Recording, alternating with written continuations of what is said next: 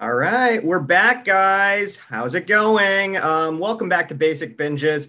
Just when you thought we were done with Kamala Khan and Ms. Marvel, sneak attack, we got a bonus show for you guys. We all started thinking about it, how much we all love the show, how much we just nerded out after every episode. And you know what? There was so much content that we absolutely just did not get to, that we really need to reward all the fans that have been with us this entire season, to talk about things that we didn't get to talk about, say what we didn't get to say. But also, we want to spend a good amount of this episode too on the future. And since we just came from a massive super spreader Comic-Con, to the news of Phase 5 and Phase 6, coming to light. Thank you, Mr. Feige, for an amazing presentation. I think we can also spend a good amount of time thinking about how what we love about Ms. Marvel might end up being called back on in the future as we start to see a lot more revealed about the multiverse saga, TM. Having said all that, thank you guys for joining with us. I'm Mike Manalo, your host. We'll go around the room and have everyone introduce themselves. Toni, I'll start with you. Hi, everybody. I'm Toni, the Toni Sanchez. You can find me on all the socials at the Toni Sanchez, Toni with an I, Sanchez with a Z. I'm so glad we're doing this. Because the entire time that I'm like walking around Comic-Con, I had my best friend with me, but I just was like, I have so many thoughts and I don't want to just of course we nerded out together, me and my bestie, but it just was like, I need this show. I need a little council of folks that I could just geek out with and just pick apart and speculate wildly with. So I'm really excited that we're doing this. We need to talk for sure. This is our forum. I love it. Jasmin, how about you? Hey guys, I'm Jasmin. I go by Jasmin Joestar on all social media. Just happy to be here. Happy to be back talking about Ms. Marvel. And I can't wait to hear from you guys actually on how Comic-Con was and, how much she was featured. But yeah, I'm excited. Thank you. Amazing. And last but not least, the amazing Michael Lee. How are you, Mike? Hello, Mike. I'm doing well. Thank you. So just as everyone else was introducing themselves, I'm Michael J. Lee, and you can find me on all socials as I am Michael J. Lee, so it's not that hard. But yes, I'm excited to talk about this because, man, we have so much to talk about because we after what we did for the last episode, I felt like we left out a lot of stuff that we needed to address. But yeah, I'm excited to talk about it all now. Exactly. We need closure, and we can't do that in 6 episodes. Cough, cough. Yes.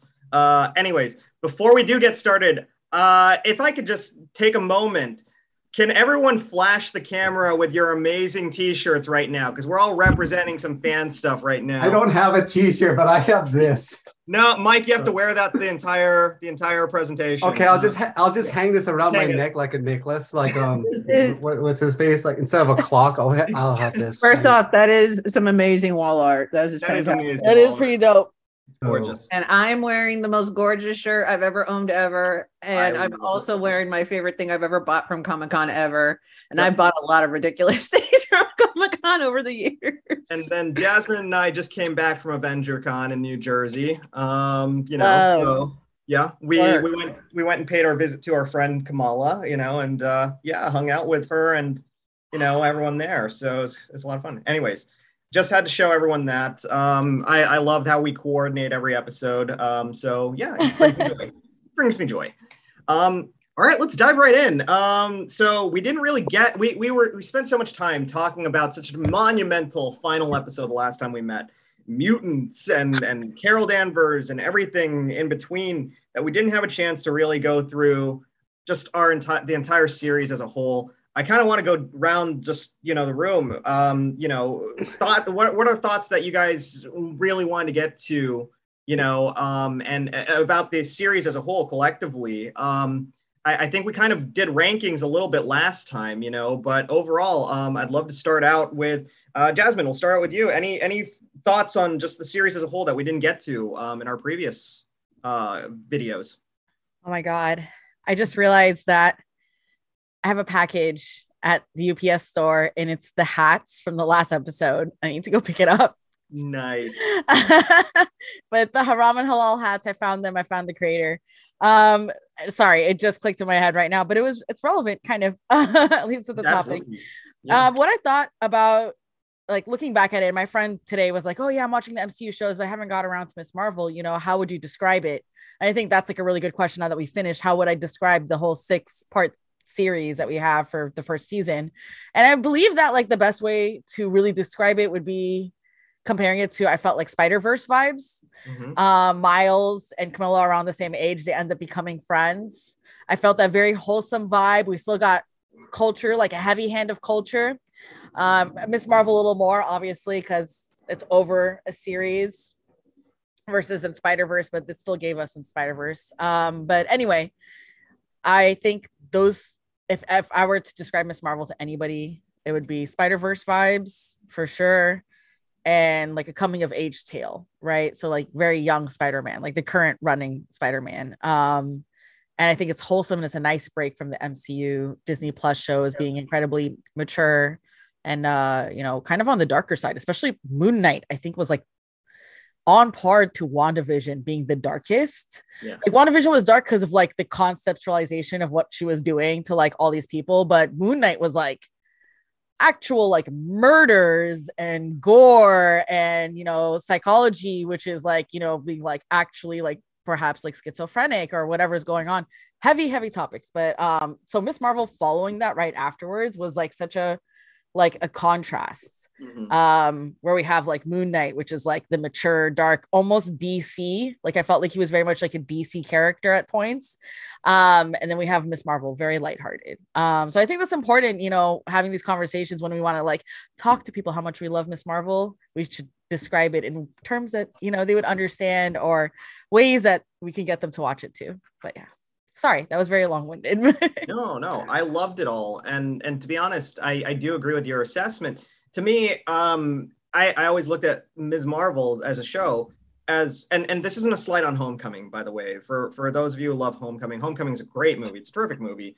But in some ways, I would say Ms. Marvel is better Homecoming because you do have the lighthearted and Breakfast Club vibes of Homecoming, but it tackles a lot more real world issues. You know, it's a little bit more relatable. And it talks about things that I think I love Homecoming. It's such a pleasant and wonderful, delightful movie.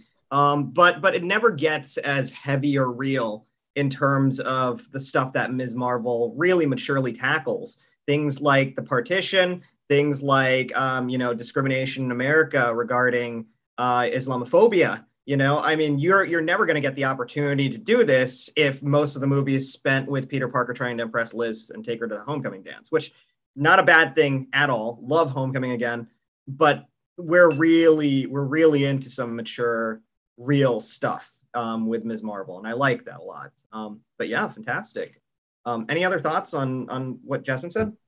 Yeah, I just want to touch on, you know, Ms. Marvel being this palate cleanser for the MCU, just because, yeah, the last handful of installments in the films and definitely in these Disney Plus shows, they've been so centered on grief. And especially even with the last Spider-Man movie, No Way Home, I mean, that was an entire exercise in grief and just trying to figure out the best way. And then by the end of it, this character that we're used to being this very uplifting, optimistic character, and the character remains, you know, still centered in that optimism. By the end, he's left isolated and alone. And it just was kind of like, I love the whole last bit where it's just him in the homemade Spidey suit swinging through the streets of New York. But it's also just like, man, you got nobody and you got nothing other just you in this suit. And it was that film ending on such a high note because it's supposed to be, because he's swinging about and that's always cool and fun. But it just was like, man, there's a lot of things that make me really like it. I left the theater feeling anxious. And what I loved so much about Miss Marvel is that even though there were some really, really heavy things discussed, some very dramatic things, and even when it was emotional. Oh, are you okay? Oh, what's happening? My phone went nuts right now. I think somebody was trying to call. I'm sorry about that, you guys. No worries. I thought that was like a hissing sound or something. I thought it was Not you at all, at first, not and at I was all. like, "Oh like God, air, we're losing air Mike pressure or live something. on the stream." No. You know what? It's our adoring fans. They're all trying to call us because they love this show so much. I am Not so now sorry. adoring Caller number one. Yes. What's your question, Toni? Right, Sorry no, about I that. was just gonna say, like, it was really nice to know that the character, the overall theme of the show was always going to be about, this extended community and family, and that it was always going to be this feeling. And I love the way that they just leaned so hard into it, because even though I'm not sure how I felt about the speed of which things progressed. Like, I don't know if Kamala's family finding out about Kamala really is still like a season 1 move. I'm not sure. Maybe that's just because it's not what I'm used to seeing. And maybe that's just my overall, like, oh, that is new and novel. And is it good? I'm not sure. I think ultimately it is the right move, but it's just the pacing of which where I'm still kind of like struggling with. But I love that by the end of it, it's like this entire family, community, city has completely rallied around her, has claimed her as her own, and she, vice versa, is fighting for them. And even when we know we're going to be getting the Marvels, like, I love that there's still like a street level defender there in order to balance out what's going to be this, I'm sure, very cosmic storyline. So Kamala being in the Marvels makes me more excited to actually see the Marvels, more than Carol, more than Photon. Like, I'm just so incredibly excited for what the MCU is going to bring as a result of seeing what Kamala has done in this show. I love it. Mike, what about you? Thoughts? Oh, I couldn't have said it better myself, honestly. If anything, I think parts of the story could have been better served as 2 seasons, because there was so much that Ms. Marvel was trying to address in terms of the discrimination and Islamophobia, and then it tried to weave in the partition story. And I understand, like, explaining both sides was sort of thing, but those 2 stories I felt could have been separate, honestly. But overall, I enjoyed it. As everyone else was saying, it was very grounded, and I really appreciated how it really got to the heart of the family. And I honestly found myself far more interested in the story of the family than anything else, because I know it's a superhero movie. It's called Ms. Marvel.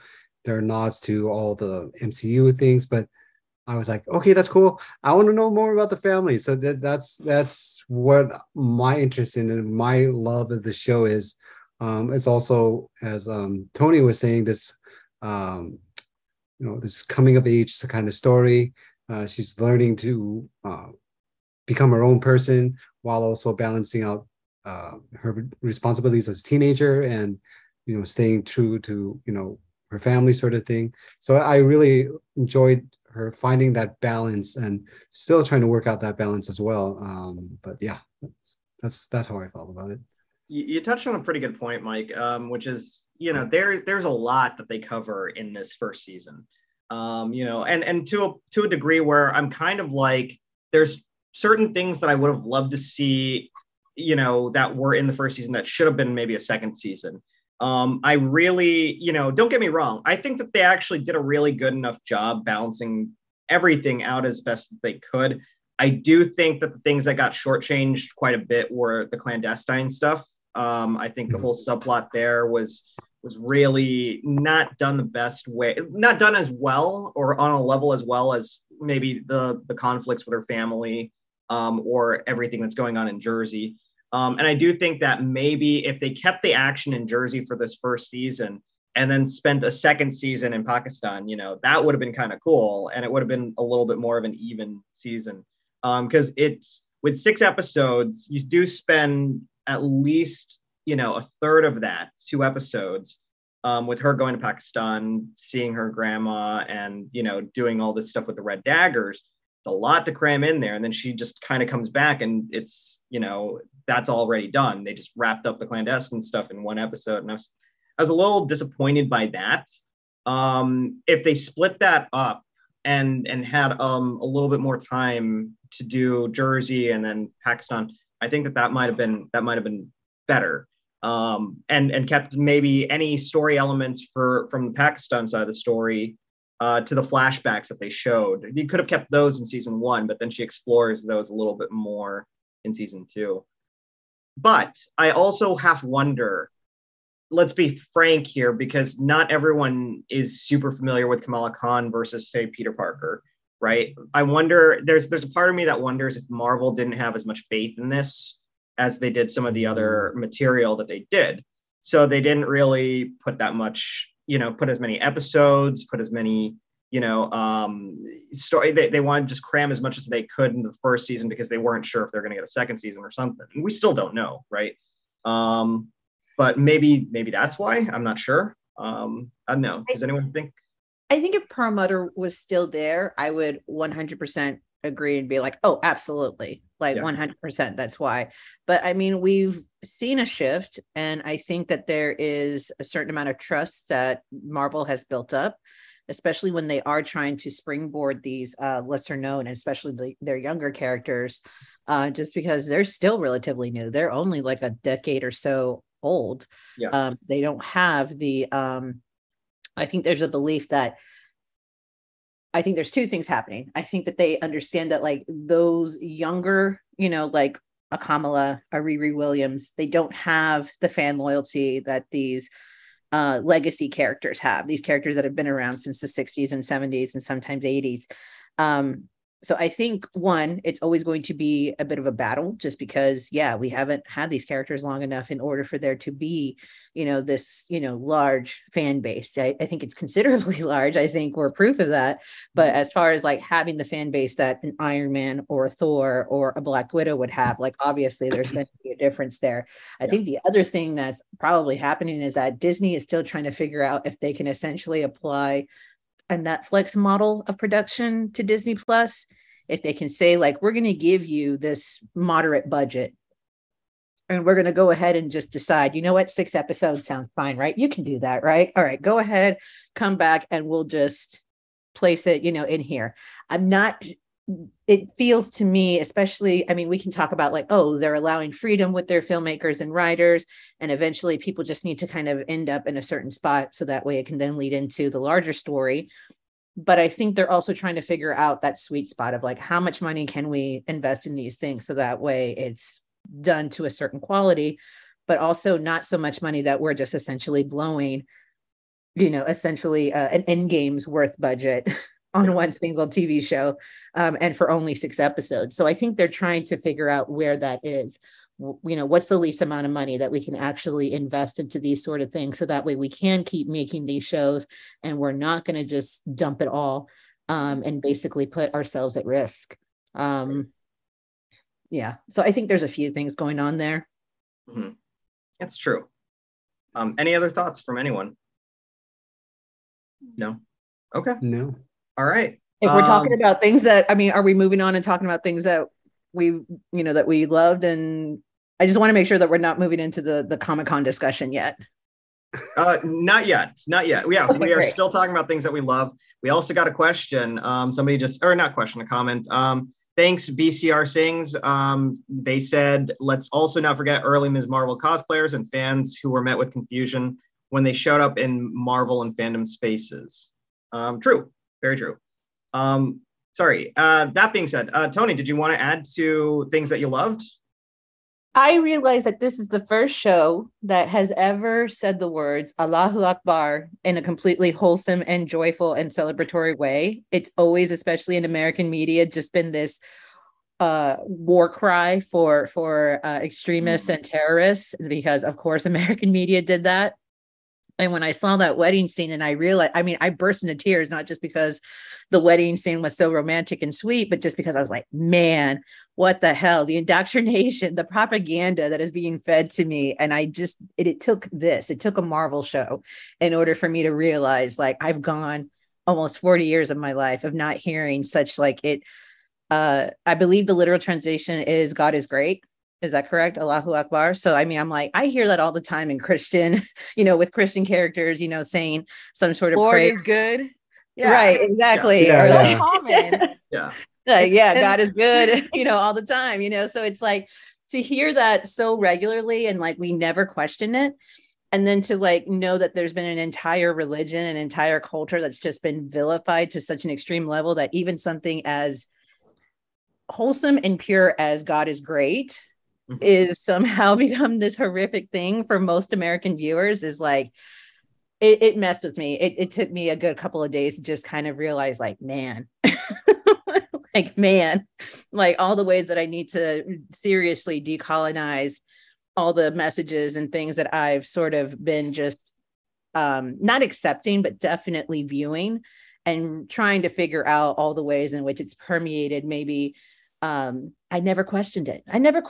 I just was kind of like, well, I know that can't be, that obviously is not like the only thing that we can show, you know, of an entire culture. And obviously if it's just such a, you know, for a period of time, especially post 9/11, Muslim extremists just kind of became the new Nazis. Like there was a period of time when Nazis was just the de facto villain. We need a villain. All right, Nazis. Why are they there? I don't know, because they're bad, and we can understand that, right? Every video game has always featured like Russian Cold War, right? And the Middle Nazis, East, Russian. like Call of Duty, and Vietnam, and like that's very Right. And it just was like, man, isn't it? I'm like, this is so lovely. This is so amazing. That something like, I know that there's a lot of people out there that just kind of like think of Marvel as this completely superficial, you know, this machine that just kind of pops out this, you know, popcorn entertainment. But I'm just like, there's some really amazing and important things that are happening here. Things that are definitely, I think, going to shift the conversation, that are going to help to humanize a lot of people, and they're definitely going to open the door in terms of other communities that haven't been given their proper quality representation that they desperately must be needing. So I mean, I'm over the moon about it. I just was, it really threw me, like just how something as just folks celebrating at the end of a wedding just affected me so deeply. And like, I'm trying not to cry right now, so I'm just going to go ahead and shift it over to somebody else. Back to you, Mike. I couldn't agree with the sentiment more. I mean, you have to credit where credit's due, okay? And you know, for all of the toxic online chatter out there about people who want to, you know, fight wokeness, the anti-woke police or whatever, you know, credit to Marvel for using their platform and their popularity to give people who don't typically get the opportunity to tell stories about their community the opportunity to tell those stories and tell it from their perspective. It's, you know, when you have a showrunner like Bisha Ali, you know, doing a show about a Muslim superhero, then at least there's authenticity behind it. It makes the storytelling and the narrative much better, but it also introduces all of us to ideas that we were never fed before, because unfortunately, through the eyes and filter of white storytellers, you know, these marginalized groups become the villain, because, you know, their whole shtick is America first. You know, white people are the heroes, and that's not the case. It's not always true. You know, when you do have people saying, and what was the term again that you called out, Toni? Sorry. Allahu Akbar. Oh, Allahu Akbar. Yeah, Allahu Akbar. You know, I mean, like when you have people calling that out, you know, as terrorists in movies, and that's what we're going to think it, you know, that's what we're going to associate with it. So to have, you know, a showrunner like Bisha Ali use it in such a positive light and let people know, hey, it's not a terrorist cry. It is a cultural, you know, declaration of faith and love, you know, and community. Like, that's kind of game changing for people, for audiences, for viewers who should be educated on such things. So I'm really glad that Marvel stepped it up and is doing stuff like that, you know. But yeah, anyone else? All right. Makes me excited for Echo. I mean, I'm Indigenous. So the fact that, you know, we're getting these, we know for a fact that projects are coming where they are going to be spotlighting a specific community or a specific culture. Yeah. And I think the worry we had is like, yeah, you're going to put, you know, writers and directors of a certain community, you know, you're going to do that, but you're still a white led company. And I think that's always the fear, just because, Disney has had a spotty history. Marvel, they're still fairly, it's only 12 to 15 years old in terms of Marvel Studios. It's still fairly new. So, I mean, there was that anxiety of like, okay, let's see if they F this up, or if we're just going to have to accept something in the name of like, well, it's a step in the right direction. And I mean, I'm not the person to kind of comment as to whether or not Miss Marvel nails everything in terms of representation for a certain religion and culture that obviously I'm not a part of. But based upon the conversations we've had here, based upon just, again, the things that like I've never seen before and things that have started to shift my way of thinking about certain things, and especially the way that media feeds us a certain narrative, it gives me so much trust and builds up so much trust and hope and optimism for these upcoming projects. So, I mean, when people are just like, oh, Marvel fanboys and girls that are just unquestioning. And I'm just like, it's not that it's not unquestioning. It's just that the brand loyalty has been invested in, and the trust that has been developed so far up to this point.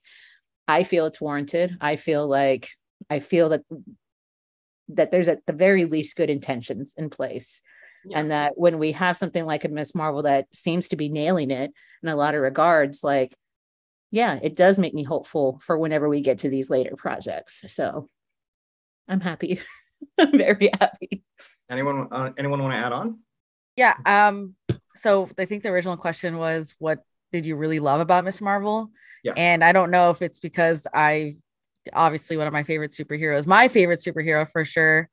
Very biased, but I realized there was a lot done in Miss Marvel that I haven't seen done before in any kind of TV show. And yeah, well, 6 episodes, I think you said also earlier before I dive in, but you said was talking about like the Netflix treatment. So we're going to get this SDCC news. But Daredevil is now coming back to Disney Plus. And it's getting 18 episodes. Yep. So I think like Marvel is still test running this whole MCU on Disney Plus series. Just because like Miss Marvel was slated as like, I think She-Hulk is the end of the first phase for Marvel DC shows, or Marvel Disney Plus shows. So I think that's why we're still seeing, like, I feel like and honestly it's us too, like I feel like every single series on like Disney Plus with the Marvel shows, right, has been too short, and some stuff has felt crammed. I absolutely agree, but I think like I can't really fault anybody for that. But moving on, what I love about Miss Marvel is the fact that they did so much, and a lot of it was like very nuanced, and a lot of it was a slap in the face. And I think the slap in the face is what we really needed to see, like the partition stuff versus the nuanced stuff, which are things that like, some of us have caught, some of our friends have caught, all the little Easter eggs, like, the piece of Quran that's hanging over the fireplace is actually a special verse. And then there is all the artwork in her room that they had commissioned like Desi artists for, which I thought was amazing. And one of them is an artist I've been following way before Miss Marvel, and her name is Hate Copy, and she has her art there. And so when I saw that, I like freaked out. I was like, I know exactly who this artist is. And not only one, but also the soundtrack. They used a lot of Desi artists. There was Ahmed and a bunch of people. And I think that was really special because I felt like we had that also in Moon Knight. We had Arabic music, which was like insane to me. I was like, Arabic music during like the Marvel intro title, like what? I felt I was in a multiverse. I was like, what's happening? But so when they continued that on to Miss Marvel, I was stoked. We had MIA, we had Riz Ahmed, we had a whole bunch of artists, and I was over the moon. So they did so much, and again, like nuanced things. No one would have really been like, who fucking cares? Like, it actually does make a difference. Like Marvel's like, we're going to capture the vibe and the aesthetic, and we're going to give it to you. I think, again, my only criticism is the same as everybody's. Like, it's 6 episodes. It's hard, There's things that should have been episodes. Like, I totally think the Eternals should have been like a series. It was too much to pack into a movie. And Miss Marvel could have been a movie instead of a Disney Plus series. And I think if it was a movie, it would have ran smoother. Probably we wouldn't be like discussing all this right now because it's a movie. Anyway, I think it was a fantastic series. It is my favorite. Yeah. I'm also very biased. Mike, did you want to add anything? I'll add a few more things. Yeah, I overall I like the series. Like as I said before, mostly because trying to shift away. It was a conversation starter. It stirred up a lot of conversations, especially as Jasmin was saying about the partition, things that we normally, or not we normally, but things that I didn't know about or I didn't get at school. And this show taught me a lot. Honestly, I wish I had access to this, or I wish I knew about this, so I at least would have a better world perspective on things now that I, excuse me, now that I know about it. It's like, oh my gosh, this is a travesty, and it feeds into the whole idea of colonization and everything like that. So we see how the how toxic and how awful that kind of history was. So I always I always like these kind of movies, or these shows that do more than just be about saving the world. I know we talked about the family and stuff. That was great too, but just getting in depth into it all, I really liked how, and as Jasmin has said again, it was that huge slap in the face that that thing that we needed to talk about, because it makes it more. It makes it more special, makes more than just an entertaining thing. It just has this special, unique quality to it that just stands out above the other superhero movies. So yeah. They were balancing a very dangerous line too, because this is the first really Muslim. I don't know if you guys heard of what like Netflix does to Muslims, but like when there's a Muslim woman on the screen, she like throws off her hijab, and now she's suddenly free, and all these like horrible stereotypes. And then we saw Wonder Woman 1987, the whole like sepia tone Egypt, like sort of like, oh my god, smashing like, her foot on the thing, right? Like we're past that, honey. We've evolved, but like.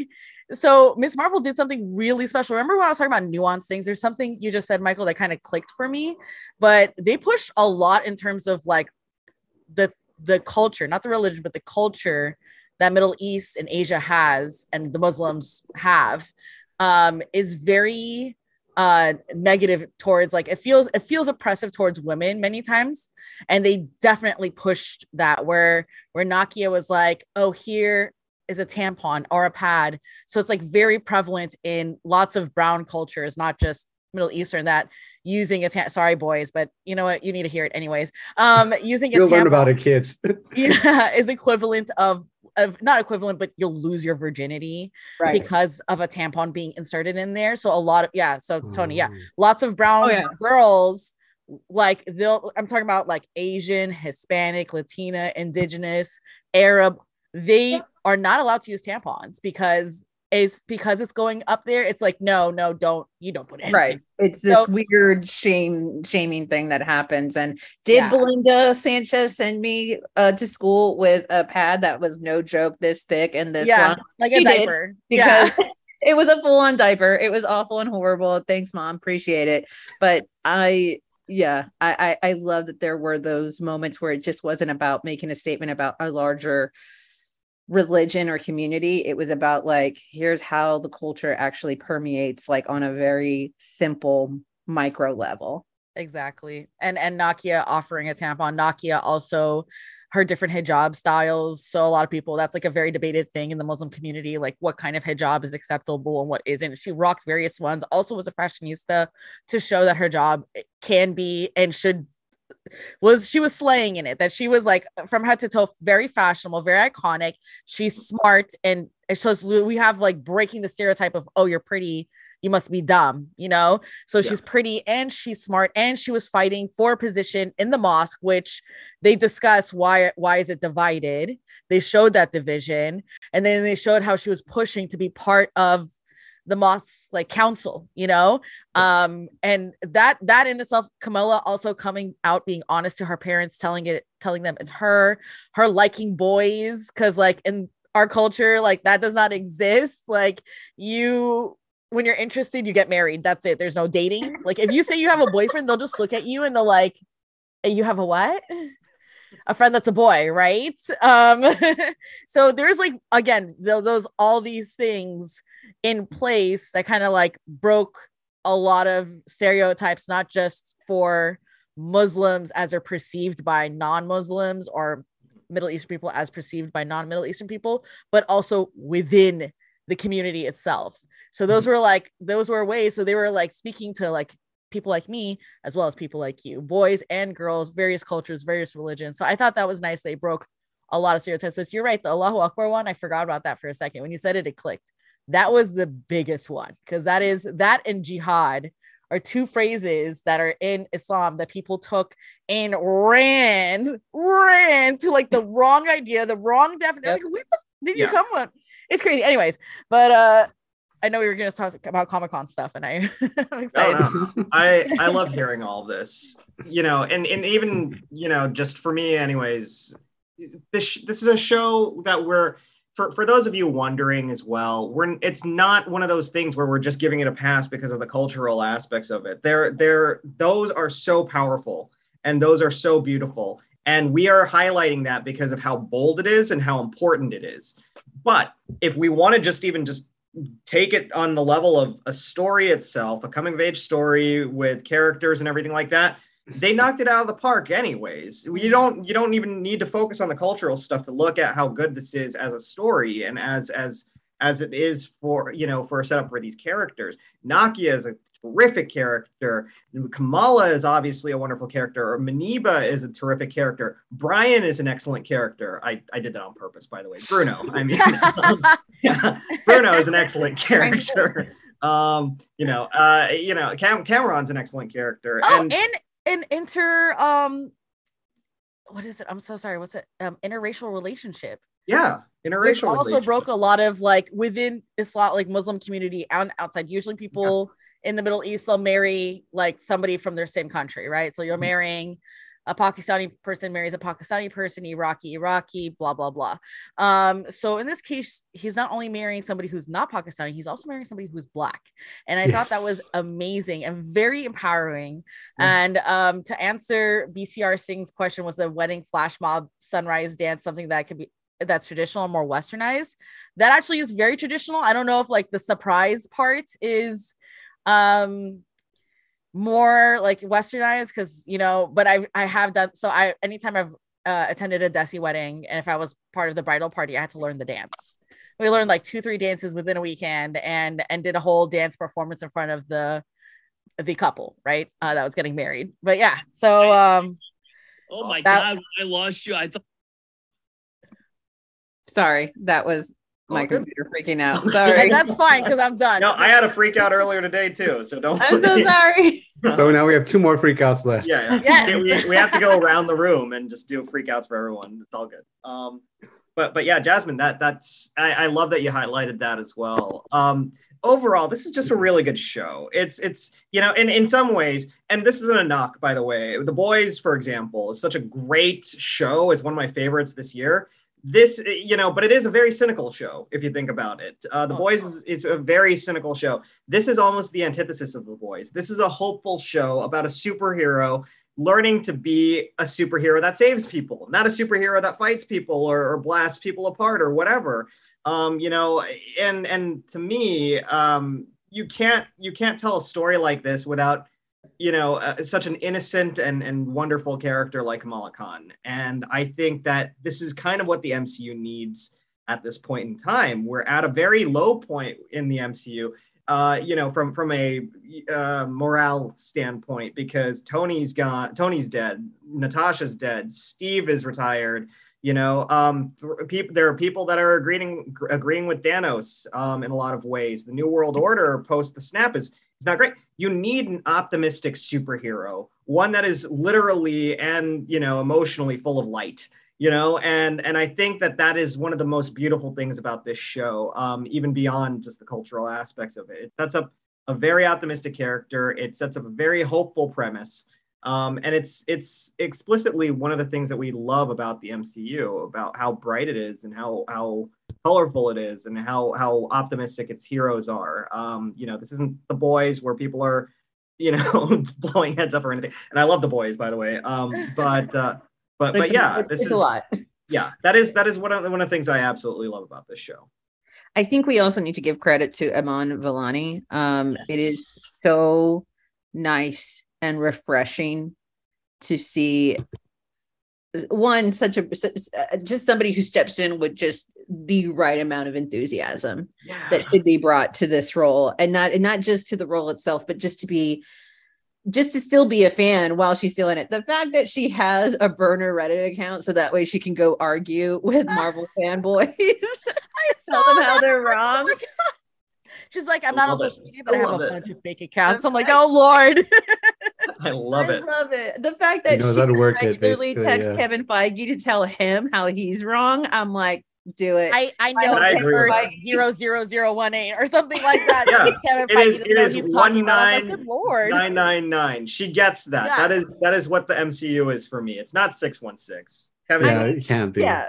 Yeah. Well, but I mean, how many? I think None of them. Nobody's like a Marvel fanboy or girl that was like, except for Simu. He was the only one that was like, hey, cast me. Hey, I could be this. I could do this. Right. Yeah, that was the only person that outside of her Yeah. that was And like, oh my I God. And maybe, I can't pronounce her name, but the girl who played, and I'm sorry, America, like also Sochi. with the Sochi Gomez. So yeah, yes. like she seems to be like a fangirl. Like I don't know what her history is, but Iman's perfect, dude. Iman's like, and she like Kamala is a feisty person. Yeah. Like she does talk back. So she's like literally the most perfect Miss Marvel.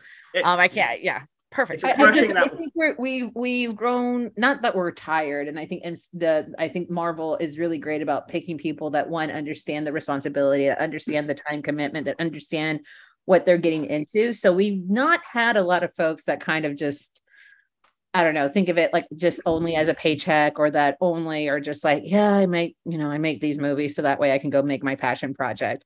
Right. We've had some of those folks come through, but I think for the most part, especially their leads, I'm especially thinking of like RDJ and Chris Evans, Hemsworth, who's still in it. Like, I think that's exactly like a healthy way to sort of like come into something like this, but it's so nice and refreshing for someone to just be like, I'm excited. This is the highlight of my life, the highlight of my career. If I do nothing else, this will be like it. She's for one me. of us, and that's what I love about it. Have you guys ever watched any of those videos where, the stars take quizzes about the Marvel movies or Marvel in general? And 9 times out of 10, they fail. Like they just don't care. They don't remember what happens in their own movies. Cause like, and I'm not digging on her or anything like that. Just the most recent example I could think of, Lizzie Olsen was like, yeah, I never watched the movies, and maybe I watched it once at the premiere and then I never watched it again. I think she said that on Fallon or something. And I think that's kind of the sentiment that we get from most of the MCU actors. But with Iman, she gets it all. And I love that. And not just that, she's right. Kevin Feige's wrong. It is 19999, So I love that. Didn't she do like a Marvel trivia quiz on the red carpet? I saw that, right? Oh, yeah, she killed it. Yeah. I think she crushed it. That was amazing. I was like, I'm so proud of her.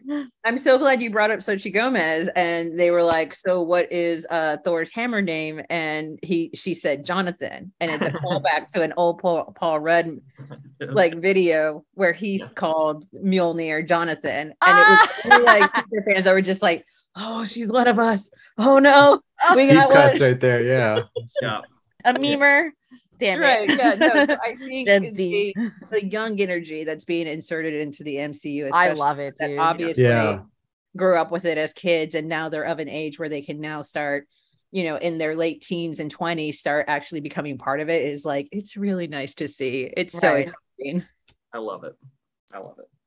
All right. Any other final thoughts about Ms. Marvel as a series before we start thinking about Ms. Marvel's future? I want more. I want a podcast with the mom and dad. I want a TikTok with. I want to come over for dinner. I want to go to the wedding. Can I get a wedding invite, please? Right. Like I'm just so. I saw that Marvel is putting out like a Squirrel Girl radio show. It's a podcast. It's in the form of a podcast, but it's a radio show, I think, for Sirius XM or one of their partner podcasty radio partners. And I'm like, please, for the love of all that is holy, please get those actors into a recording booth, write them out a podcast that they can then perform and give to me on a weekly basis. Like I miss them so much. Yes, the 6-episode format sucks just in terms of like creating a narrative from here to there and giving everything its proper amount of time. But it also just sucks because it's like we get 6 weeks with these characters. Yeah. And then it's done. And then we just have to wait until, and we know with Ms. Marvel, like we're going to get maybe essentially what amounts to a cameo with her family, because we're going to be so focused on adventures with Carol and everybody else. So it's like I've never felt so strongly about the supporting cast before. Like WandaVision, like while I liked the folks who were in WandaVision, I'm not like thinking like, gee, I wonder what that guy at Vision's old job is up to. I wonder what he's doing. Nobody cares about Herb. I'm sorry, Herb. Right. But you know. But I care about Maniba. I care about her parent. I care about all these folks. It's actually the first MCU anything where we really care about the family aspect of it. We don't, I mean, I don't think we always love the heroes. We always focus on the heroes. They should be the focus, right? But I cared so much about even after Homecoming. This is a controversial statement. I know everybody loves Ned. I love Ned, but after Homecoming, I didn't care for Ned.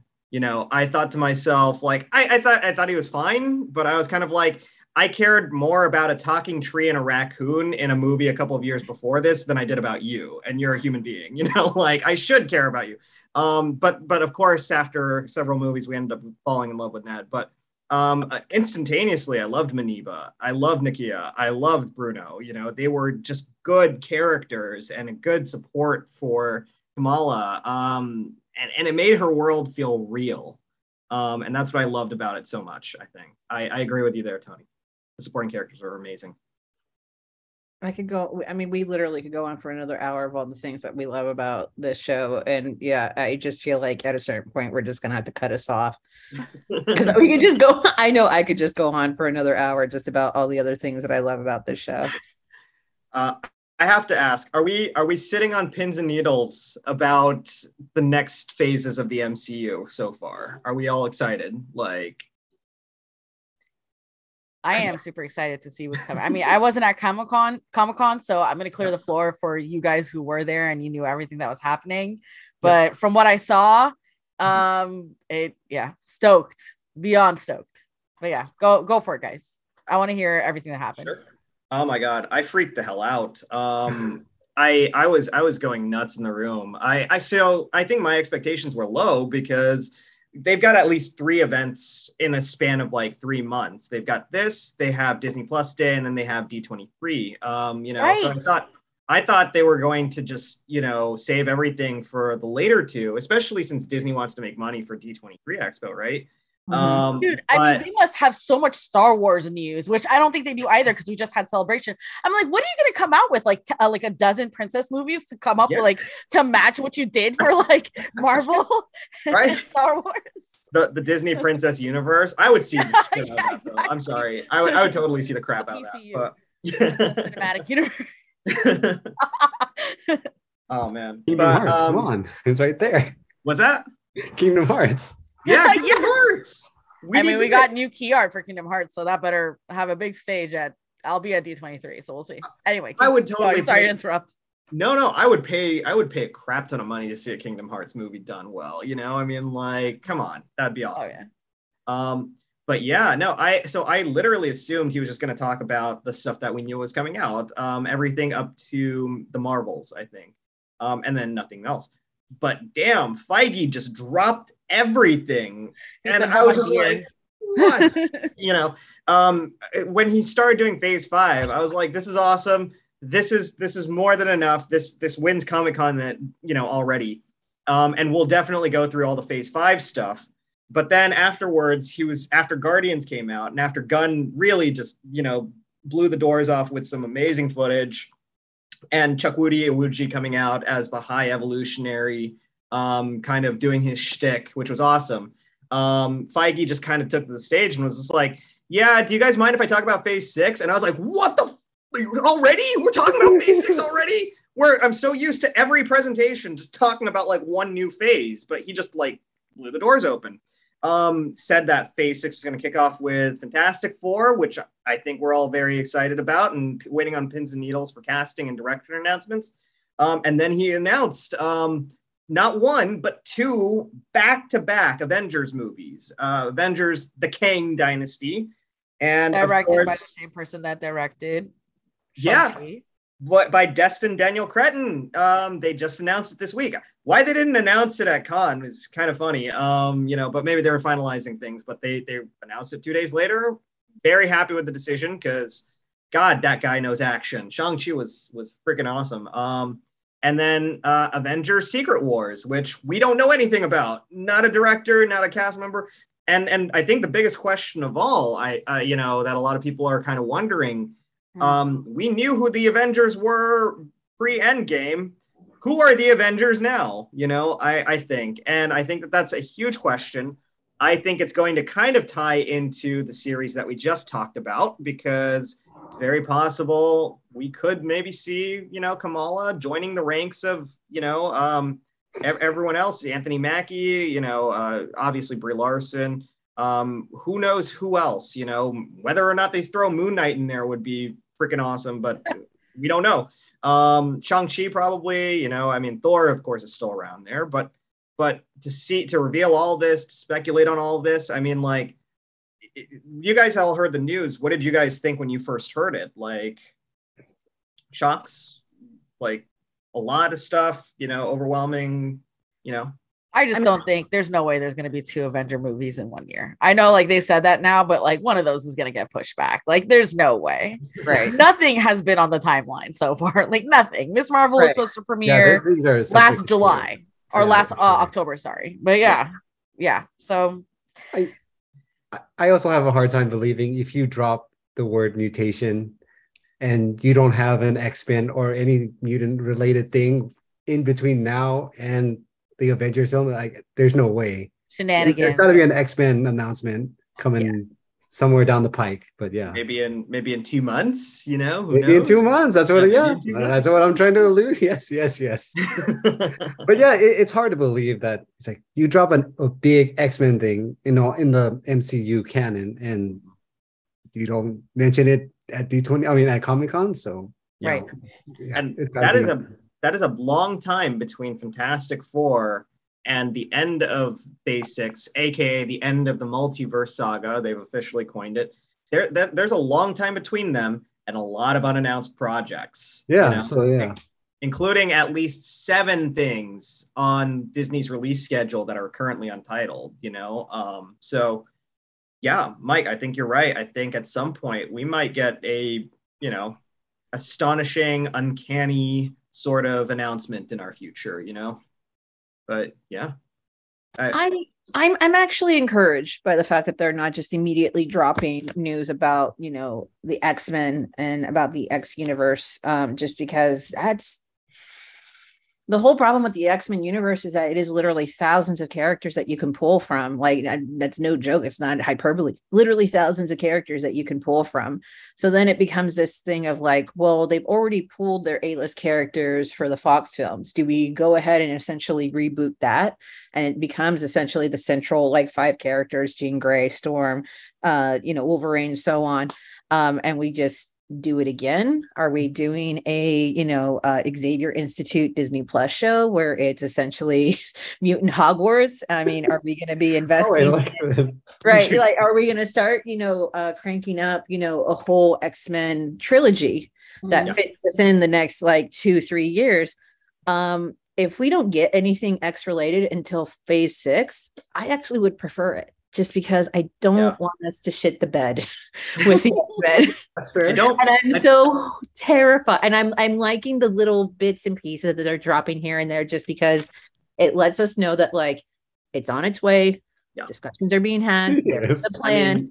You could calm down. Yeah, it's going to be there. Don't worry. Right. They're being smarter, though. You saw what Kevin Feige said about the X-Men and how it's not going to be the retelling once again, but kind of continuing off and pushing past that. And I think they're being a lot more creative about how they're handling things, which I do like.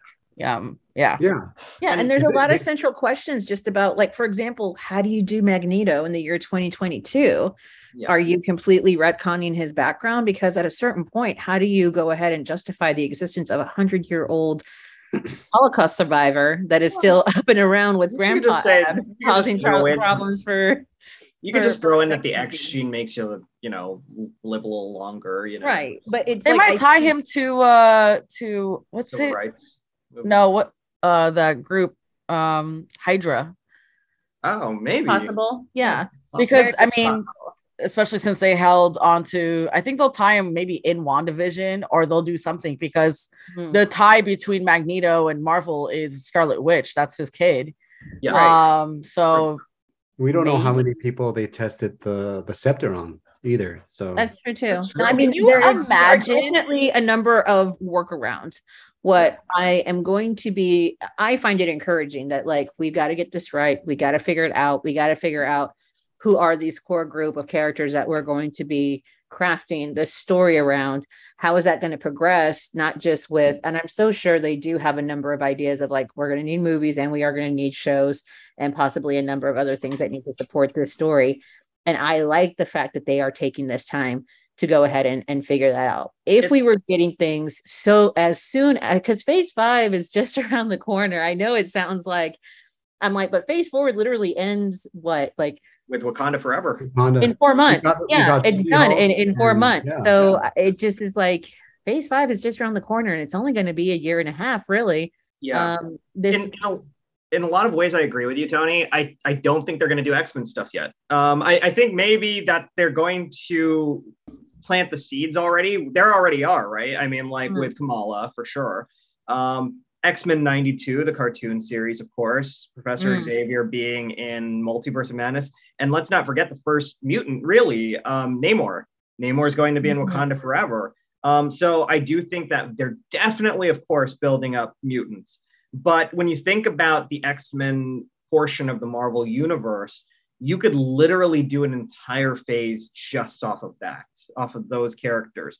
There were how many spin-offs in the 90s of the X-Men? There was X-Men, there was Generation X, there was X-Factor, there was X-Force, there was Deadpool, there was solo Wolverine comics. There was 1.5 million characters that they pretty much just spun off into their own teams and their own solo series.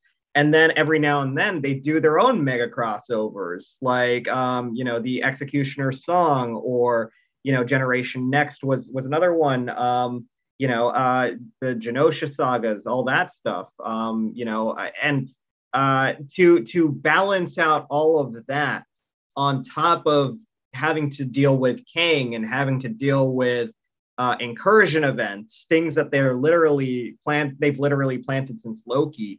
That's too much to fit into 3 years, literally 3 years that they're supposed to have this, the next Avengers movies out. I think May 2025 and November 2025. Jasmin, I also kind of agree with you. I think one of those has got to be pushed, simply because it would be easy to think that they could come out the same time if Destin Daniel Cretton was directing both and doing them back to back. You could do it. But since he's not directing both, or at least he hasn't been announced for Secret Wars, I doubt that. I think they're going to have to push it. Not to mention that we didn't get any announcements of Shang-Chi 2, and Destin Daniel's definitely going to be directing that. So that's probably, if it's going to be one of the Phase 6 movies that are coming out, maybe in 2024, and then right after that he has to jump to Kang Dynasty. Yeah, I don't think that he's going to be doing Secret Wars, and I don't think they're going to be filming back to back. So, yeah, definitely. Well, I'm taking a look at the schedule here, and I'm seeing like this weird 3-month gap in between the Marvels and Blade. I would not be at all surprised that if not at one of Disney Plus Day or at D23, where they're just like, oh, and one more thing.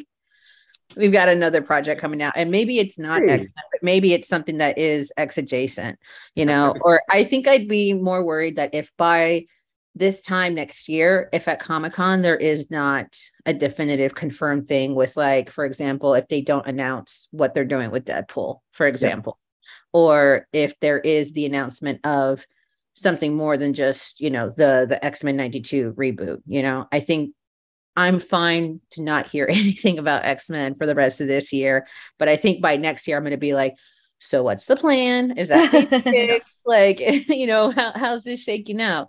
But I don't need it to be part of phase 5. I don't need that to be like a central part. I'm okay with us getting to phase 6 and then the X-Men just kind of become rolled into that huge 1-2 punch of Kang Dynasty and the second Avengers movie. I'm okay with that. I wonder, because in the Secret Wars comic line, at least the 2015 one that Hickman did, not the 1984 one, but in that one, an incursion event happens and the Ultimate comic book universe where Miles Morales was introduced, that gets destroyed. And some of the characters from that universe end up coming into the 616 universe. That's right, Feige, I called the comic book universe the 616 universe. So I half wonder if the incursion events that might lead to Secret Wars, the movie, the Avengers Secret Wars movie, might end up just bringing in the same mutants that we saw from the Fox universe into our universe, the same way Miles came into the mainstream continuity. So I'm half wondering about that. But at the same time, if Kamala exists as a mutant, if, let's say, Namor is, like his comic book origins, a real mutant as well, if he also exists as a mutant, then you technically don't need to bring in anyone from the Fox universe because mutants exist, So I don't want anybody from the Fox universe. I don't want anybody. I mean, we could make the argument for Hugh Jackman, but even then, if we moved on from that, like I would be 100% okay with that, just because I there's a lot of baggage that was, and I feel like the first couple of Bryan Singer films, they were fine. I think X2 is incredibly underrated, but once they decided with First Class, while a well-crafted film, it was just completely just handcuffed by the fact that they wanted to tie it all back to the original Bryan Singer trilogy. And this has just already been, all those films have just been so bogged down with baggage to the point where plot holes aplenty, just continuity errors everywhere. None of it makes sense. None of it did. So, I mean, I would much rather that they just, even if they decided like, you know what, we're going to go ahead and focus on this new generation of mutants and these legacy characters, Cyclops, Storms, etc. Maybe they're there, but we're going to focus on these folks that we introduced in those Ultimate storylines, with, Academy X, with even, I know most people didn't like it. I actually really enjoyed it as a kid. X-Men 2099 was actually really legit and I really enjoyed it. I mean, there's thousands of characters that you could pull from, and I feel like it would be a really compelling story. I'm so not interested in anything that was that Fox produced, other than the possibility of Hugh Jackman. That is a very, very that's an outlier. As an aside, and just on top of that note, I thought it was hilarious that they had the Ultimate out for themselves after Days of Future Past. You can reset everything, you can fix it all, and immediately after you screw it all up again, you're like, what the hell? I thought we were fine. I thought it was fine. Yeah. It's like you just have an opportunity to fix everything because you fixed the past, so none of the continuity stuff needs to matter anymore. Nope, let's screw it all up again. I was like, you guys just don't know what you're doing. Oh man. So I agree. Long story short, I agree with you, Tony. But the stuff that is coming, okay. I'll say, we've got, I think, kicking off phase 5, we got Quantumania, we got Secret Invasion, which I think looks awesome. We got Guardians. We've got 2 series in that summer. We've got Echo. We've got Loki season 2. We've got the Marvels. And then we finally get Blade. That's kind of the first thing that was really announced. We got, let's see, what's after Blade? Agatha, Coven of Chaos. Yes. And then we got a couple of other things, I think. Daredevil. We have Ironheart. Daredevil, we have Ironheart, Captain America, New World Order, and Thunderbolts. Yeah. A lot of these intertwine with each other. I like how Marvel's doing that. Mm-hmm.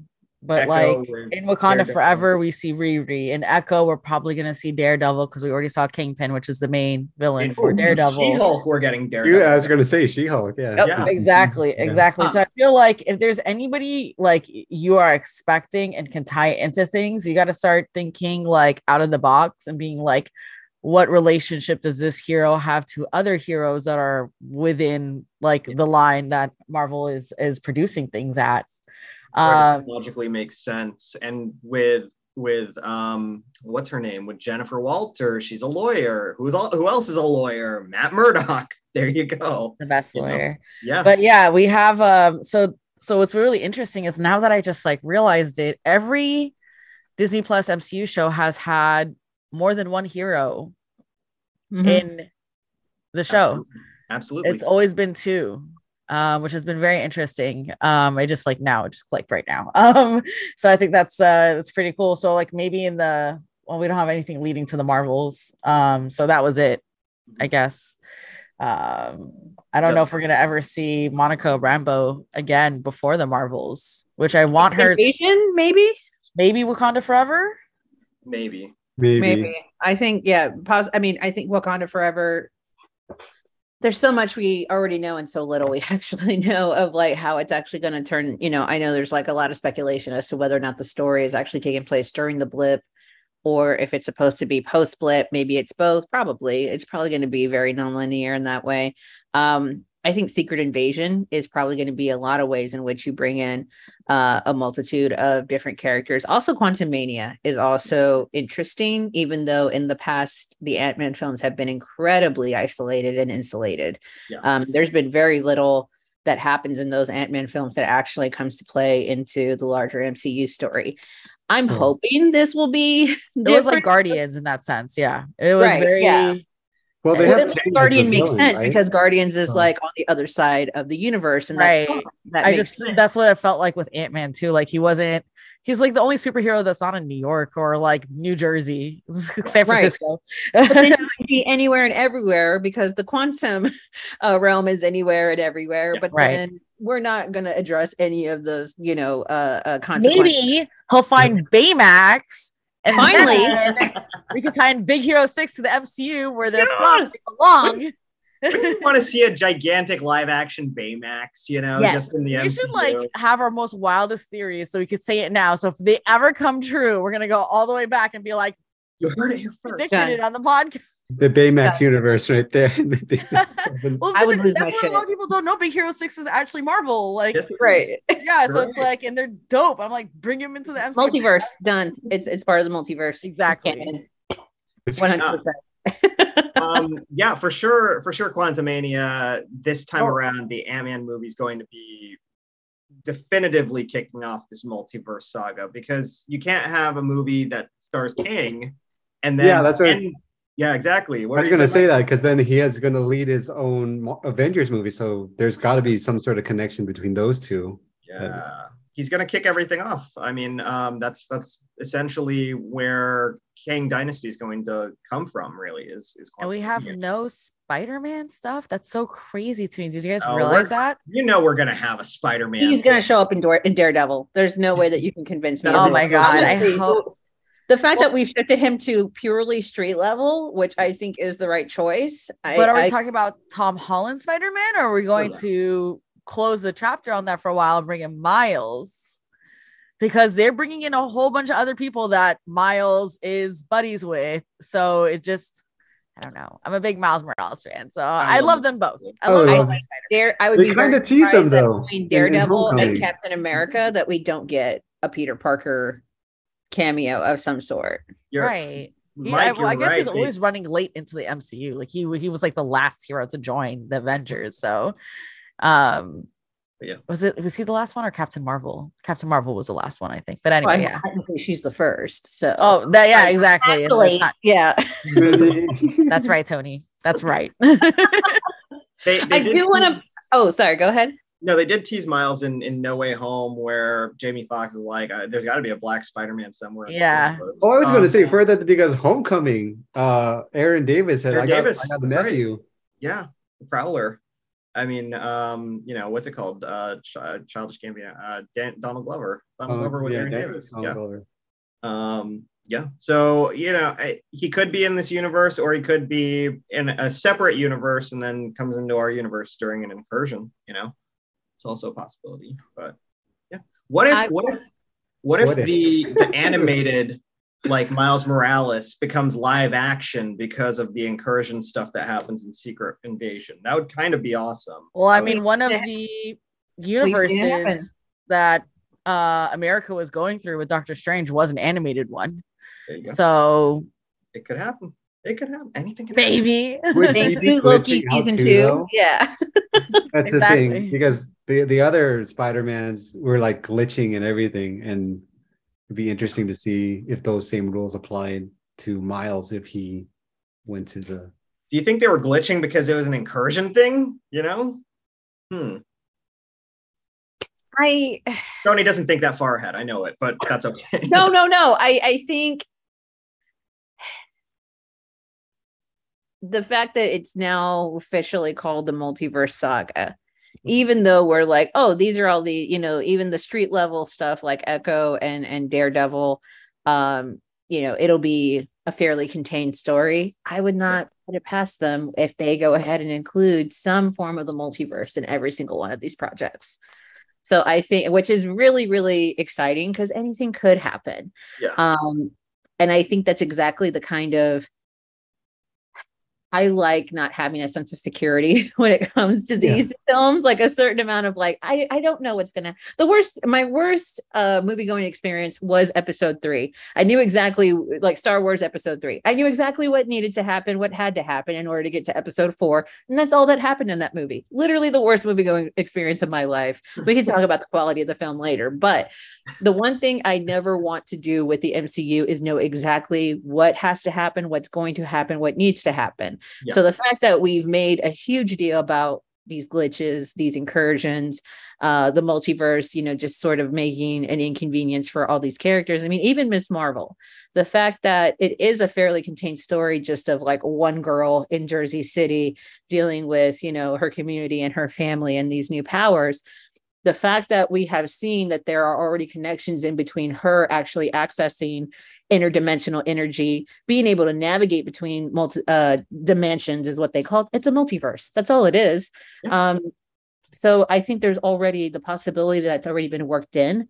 So if we get to Daredevil and there's Miles Morales, I'm going to be like, yeah, makes sense. Totally makes sense. If Spider-Ham is there, I'll be like, yeah, makes sense. 100%. That's I'll accept it if it be fighting next to Daredevil is Spider-Ham.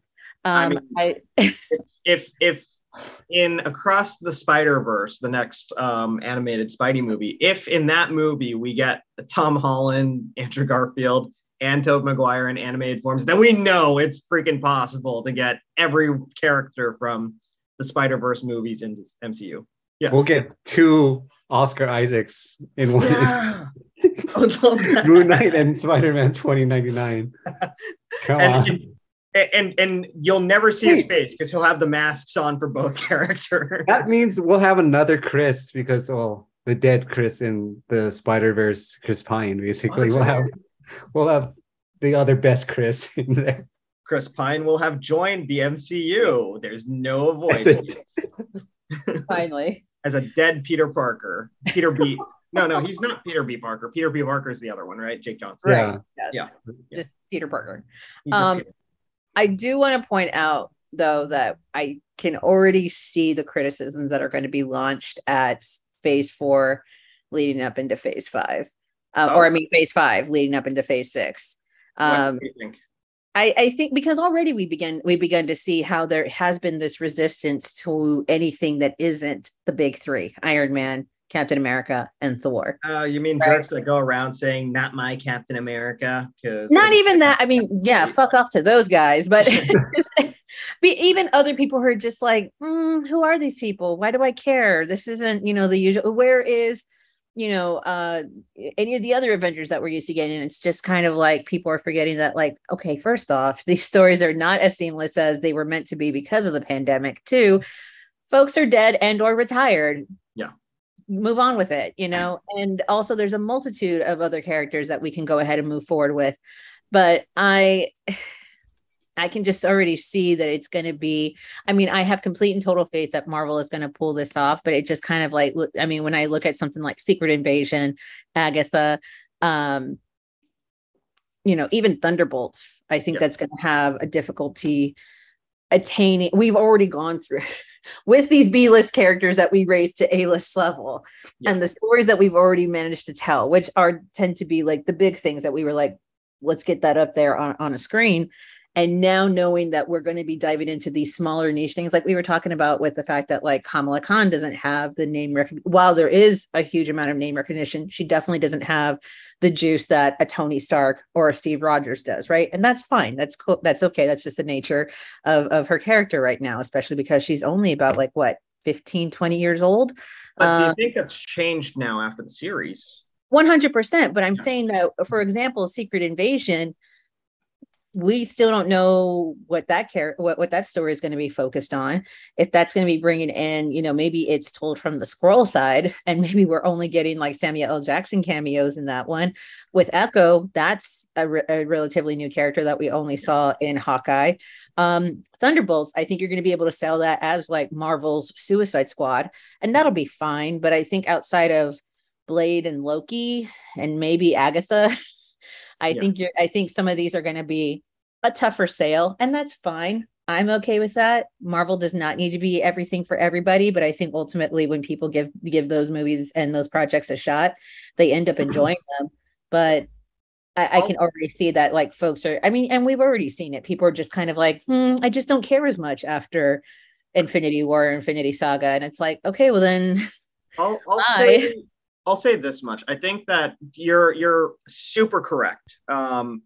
But I will say there have been exceptions. While not everyone has liked the stories themselves, I feel like there have been character highlights that people have really loved about Phase 4 thus far. I think Yelena Belova became such a huge breakout character. People love her. I think when you look back to 2015 when Age of Ultron came out and people saw Wanda Maximoff for the first time, nobody cared about her, nobody cared about Black Widow. And now everyone sells out of like Wanda crowns any chance they get because people love that character. In addition to Yelena, people really responded to Kate Bishop. People really love Kamala Khan. Shang-Chi is huge as well. The response for the characters, even if the stories haven't been well received, have been relatively positive. I think some of the new characters, no one Eternal for sure, but sadly, even though I loved Eternals, I don't give a crap what people say. I love it. They will return, but they weren't announced as part. And well, they have to resolve those, right? They have to resolve that at some point. There's too many loose threads there. But sadly, I don't think audiences respond to Eternals as much as they respond to Yelena or Kate or Kamala. So agreed with you. It's going to be an uphill battle, Tony, I think. But I think that there's at least enough there to get people excited. I hope. And I'm not at all suggesting that somehow the MCU is just going to take a dive and they're not going to be pulling numbers, like not at all. But I can just already, just based upon already the foolishness that's been happening on social media when it comes to these newer projects, especially when it isn't their, beloved, big three, it's like, that's fine. That's okay. And we even saw with, we were talking about how Miss Marvel was like the highest rated, in terms of like audience rating. Yeah. But then the numbers came out for the viewership and it was like, well, it's not exactly pulling the numbers that they were hoping to. And I'm just like, not everything needs to be, an Avengers level, you don't have to pull in the millions and millions of dollars or viewerships or hours streamed or whatever it is that we're basing that scale on. And I think we're still relatively in a new area where we're still trying to define what is successful, especially for a Disney Plus show. The fact that it trends just for an entire day the fact that I know I can't be on social media anytime that these new episodes drop because of the fact that they are so popular. They're still pulling numbers. It's still incredibly successful. Marvel's not going to immediately just take a dive because of these lesser known names and projects. But I could just already see it like, it's they're but I mean, that's the nature of once you have a huge company-wide thing, even in the comics, when they had these huge company-wide stories, and then they would immediately go into something a little bit more experimental. all of a sudden there was this like, man, they really dropped off, or like, oh, I don't know where this is going. And it's just kind of like, enjoy the ride. I thought it was hilarious that literally the criticism for the past year, 2 years has been, there's no direction to any of this. And then Feige comes along and he's like, here's your direction. Are you happy now? There, direction. We've been playing. To me, it's a lot like Harry Potter. Like, I love Harry Potter. I used to love Harry Potter, you know, before J.K. Rowling. Anyway, but yeah. So, but reading the books is like, the magic in it is the fact that she's like able to intertwine things that happen in each book to another book. And I feel like the MCU is a lot like that, where they're like weaving stories together until they'll drop a hint. You know, like, again, we all foresaw Daredevil coming back because of No Way Home. Yeah. You know, if you know, like, who screamed in the movie theater when Matt Murdock, Charlie Cox showed up. That was me. I lost my voice instantly. And then seeing Kingpin and Hawkeye. And then you put together, then now with She-Hulk and the trailer, he's like in it, you know? So we were able to, but if you see like how it was weaved into the MCU, right? We've been having hints since December 2021 that he's going to be coming back, just like with the feature during Multiverse of Madness, where we had X-Men and we had Fantastic Four, and we're like, okay, and we had What If actually becoming true. So with Captain Britain, is she Captain England? Captain what Carter? Is she? Captain Carter. Carter, yeah, there you go. Sorry. Captain Carter. But yeah. So I like how they do that. So when some people like complain about, oh, there's no direction, it's because like it's now, Marvel has now become like DC in the sense of, if you're watching, you're able to keep up, but it's going to be really hard. At this point, you're going to have some sort of background knowledge on at least some of these characters to like really follow through, because Moon Knight and Miss Marvel, absolutely no relationship. They just had like a team up in the comics recently, you know? Yeah. But they're going to be part of 2 storylines, right? As well as Loki and Sylvie and the multiverse and stuff. So I like that style. I like the fact it's becoming a little more narrowed down, where it's not just like these big name superheroes, like Toni was saying, right? It's new ones. And we get new storylines. So I think it's refreshing and I like it. I think it really points out kind of the biggest issue with Marvel Studios and the MCU is not Marvel Studios or the MCU. It's kind of the audience. I mean, I hate to say it. It's audience expectations and the need for instant gratification.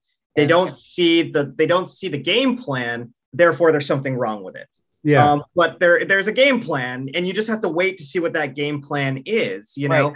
Right. For what it's worth, I think Feige did the right thing right now, because if there's criticisms about any of this, you give the audience the transparency to know that there is a game plan, and they're going to be a little bit reassured. I mean, I think any of those complaints about the direction were completely mollified with the idea that there is a multiverse saga.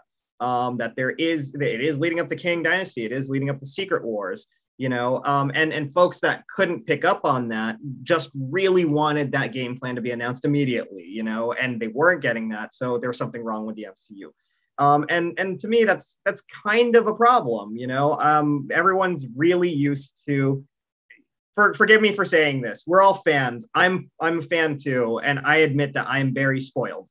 I think fans are getting to the point where we're very spoiled. We want everything to be Endgame. And it's an unfair expectation for Ms. Marvel to be Endgame. It's an unfair expectation for Moon Knight to be Endgame. It's an unfair expectation for everything to be crossovers. Because even in the early stages of the MCU, Guardians of the Galaxy really was its own thing. Ant-Man was really its own thing. Even the first Thor, the first Captain America movie, those were their own things. You need to establish these heroes and these characters first before you can get into crossover stories with them. Otherwise, those crossover stories won't pay off. And that's what they've been doing right now. But we should be so lucky, because they've also been inserting things about incursion events. They've also been inserting things about why the incursion events are possible, because the sacred timeline's broken. You know, and all of that. They've been inserting things about mutants. They've been inserting things, you know, and just because we didn't see the plan, there was something wrong with it. And I thought that was kind of the biggest issue, you know. But I'm hoping that audiences get it now and they're okay with things now, and we'll see where things go out. I think Wakanda Forever looks amazing. I cried my eyes out in theater when they played the trailer. That was a very emotional way to end the panel, by the way. But yeah, no, how are you guys feeling about the recast for T'Challa? That's not official, is it? No, so I'm sorry. Let me back up. How are you feeling about a new Black Panther? Just no, not necessarily that, but like the lack of a recast or a recast. Like, are you team recasts or are you team no, let him rest? Like, no recast. I say let him rest. I feel like it's such a I really I understand the criticism when people are like, T'Challa stories are so numerous and it shouldn't rest with just one actor. And there's a part of me that agrees to that up to a point, but ultimately it's like, have some compassion for the fact that these filmmakers, this entire cast, even Kevin Feige, even though we just kind of visualize him as being completely a part of, set apart from that entire process. It's not like he's on set, bonding with the cast and the crew the way that the cast and crew do with each other. But it's like they lost not just an actor, not just the lead of their film. They really did lose an important member of that family, and especially one that took such pride in that character. And I think what the cast of Black Panther and Wakanda Forever, that is literally my dream for getting the kind of the level of talent that you get to tell these kinds of stories, and also two, the kind of folks who take that responsibility seriously and are trying to find as much fun with it, and also realizing what they're doing to move the needle in terms of representation, in terms of legitimizing. And literally the first Oscars that Marvel has had, won was for Black Panther. Right. I don't think that's something that we talk about enough.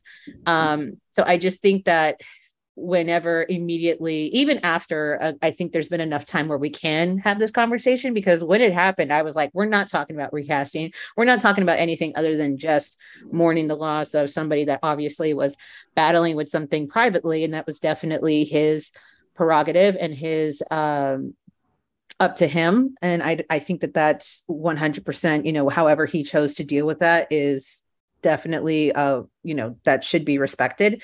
But now where we're in this moment of like talking ultimately about a movie and about a fictional character, I think I just always go back to like, we're talking about a human being who obviously had so much to give and is no longer here to give it. Yep. And that's just incredibly heartbreaking. I mean, if I'm feeling this affected of it as someone who just enjoyed a movie, I can only imagine how affected they are as people who actually got to know him, experience him, work with him, create with him. So 100%, I think, especially for the first movie after his death, this is absolutely the right move.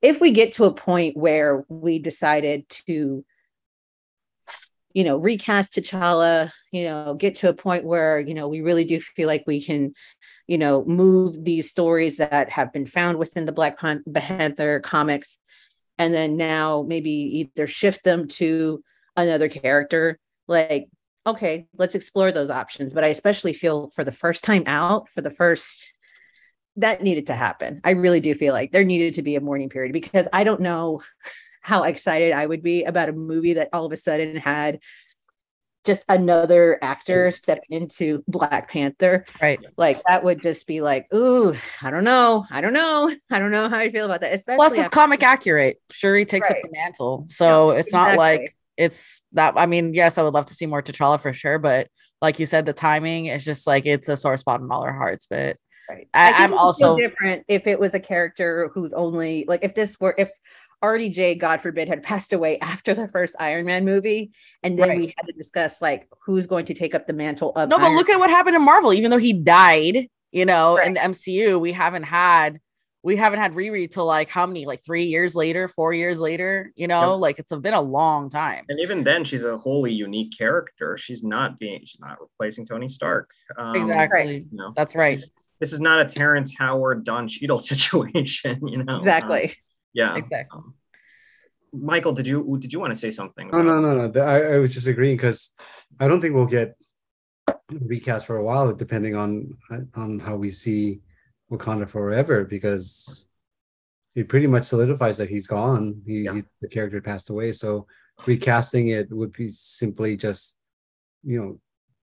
nullify everything you were trying to say. Why there's no point in recasting it, basically, and it shouldn't be done at all. So I'll say, when it first happened, when they didn't know what the plans were, there was a part of me that was mixed about it, because the thing is, Chadwick was so iconic as T'Challa. There's no question about that.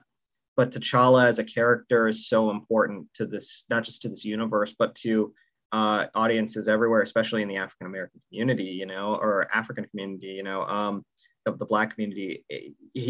We weren't done with the character from a narrative standpoint either.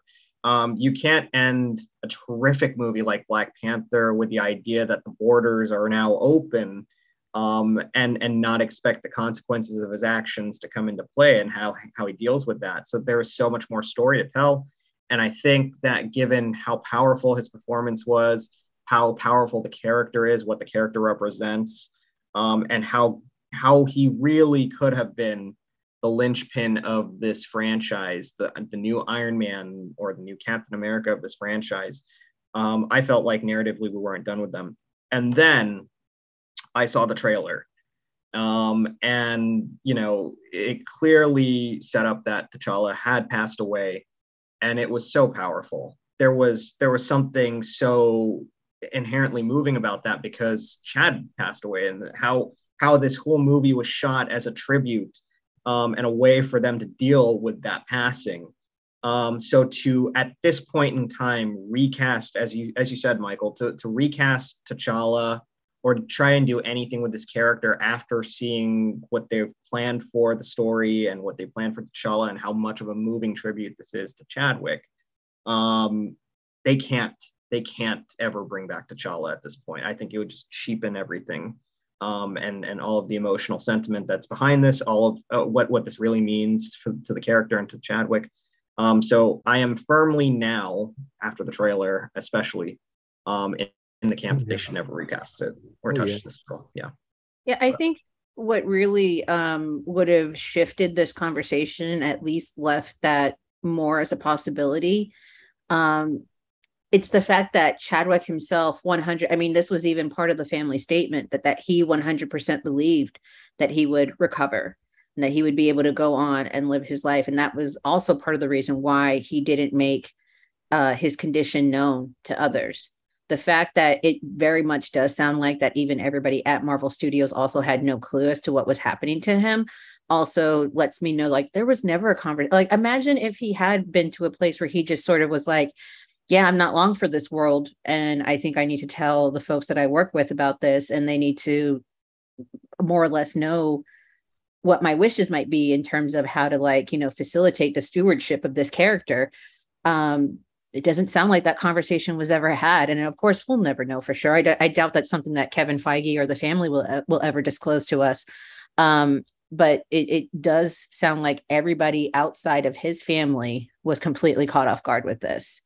So I think if Chadwick himself had that conversation with the folks that he worked with, especially the folks up at Marvel, with Kevin Feige, with Ryan Coogler, to say, here's what's happening with me. I have all the optimism in the world that I will beat this. But if I don't, let's have a conversation about what that future might be and what would be okay with me and my family. And it's something I've already discussed with them. So that way in the future, you're not going to be getting this. Because even after the fact, when we started opening up those conversations, it was like the brother was for it, the wife was silent, and then everybody else outside of that, those, just a couple of those people, it kind of just seemed like people were like, that's not really what we want to talk about. And of course, nobody wants to harass the family members that are in mourning about, like, so what about this movie that's coming up? How do you feel about it? Yep. So I just feel like there's a lot of things that have gone into and played into why, whether or not you agree with it being the right choice for a narrative standpoint, which I 100%, I'm like, that's a debate we can have. I think in terms of being sensitive and creating the most appropriate, and I do mean appropriate, response, whether or not it may not be, you know, the best in terms of exploring narratives that are still kind of left on the table, I do feel like it is the most sensitive, compassionate, and appropriate response in how to deal with someone that is just no longer with us. Yeah. All right. Yeah. So sad. Yeah. I miss him so much. He was so great, guys. Yeah, he was amazing. It's just a sad note, but you know what? His legacy about how lives fucking on. amazing he was. Jesus Christ. He was so awesome and amazing. I mean, honestly, and I hate to say this, but if he wasn't as amazing as he was, then maybe we'd be like, Damn. I mean, wow. No. I kind of get what you're getting. I'm totally kidding. Yeah, he was a legacy. I mean, and knock on wood, I don't ever want anything to happen to him or anything like that. But if Jared Leto were to go tomorrow, we're not gonna be like that. No one can ever be recast as Morbius. I mean, Morbius. Yeah. We're not gonna be talking about Morbius. Like if Jared Leto passes away, knock on wood. I don't want Jared. I really hope you're in great health. We love you, buddy. If that man drops dead in the next 12 hours, you're gonna be screwed. I'll be knocking on your door. I'll be like, "That's him, officer, right there." Get him. We just talked to him right now. But you do bring up. On his headstone, his epitaph is going to be. Wait, what? Sorry. You've also brought up another point. It's the fact that these movies are all supposed to be connected with each other and leading up to something else. If Marvel had been in the business with making these one shots, and if this were just sort of another Batman character where we recast it every 5 to 10 years, then we wouldn't be in this position. We wouldn't be in this position. Right. Yeah. So I just feel like there's a lot of factors in play here. And ultimately it's tragic that we just lost somebody that was just he's just so good, guys. I went to the Hollywood Bowl concert where the LA Philharmonic plays alongside a movie. And dude, have you ever been in the Hollywood Bowl when thousands of people are just weeping openly? It was so good. I mean, like, I know it sounds like maudlin and like terrifying, but like it was such a good experience to just be with people who were excited to see that movie again. You just described the end of the Hall H panel. That was literally what it was. It was they destroyed everyone. Let me be honest, because like they did Guardians, right? And Guardians almost got me to cry because it was like the last time for these characters. When they came out there, Pom Clemente was kind of in tears because she's never going to work with these people ever again. And she had just like this amazing journey. And even the trailer that they showed, they're going to eventually show it.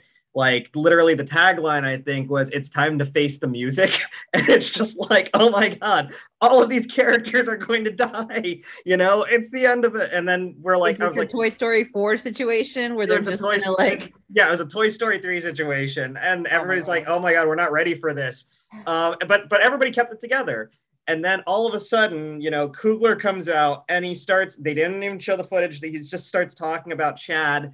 And he tells this story about how in Hall H, when they're showing the trailer for the first Black Panther, Chad had these amazingly huge hands and a really tight grip. And he had his hand on Ryan Coogler's shoulder the entire time the trailer was on. And how, because he pressed down on his arm so heavy, Ryan couldn't lift up his arm after that. And how, you know, now that he's back in Hall H for Wakanda Forever, it felt like his hand was still on his shoulder. And I was just like, oh, that's devastating. And then the cast comes out and they're all basically like so emotional and crying. And then they showed the freaking trailer with the No Woman, No Cry cover and everything. And like at that point, people just, that was it. There was anybody not crying at that point, they were definitely crying. I was sobbing and I was like, I even cried. All of us felt it. Yeah. Like watching that trailer when it opened, like our heart just like sank. We're like, here we go.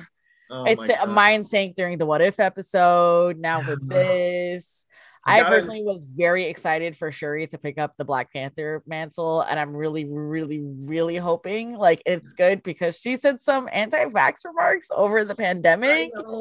I know, yeah. So I was devastated, dude. It was worse than What's Her Face in Mandalorian. I was so upset. Like, why?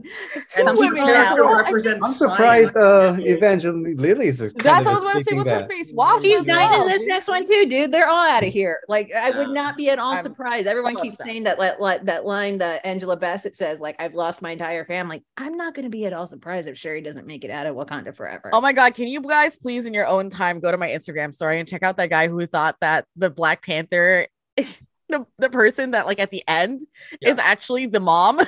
Yes.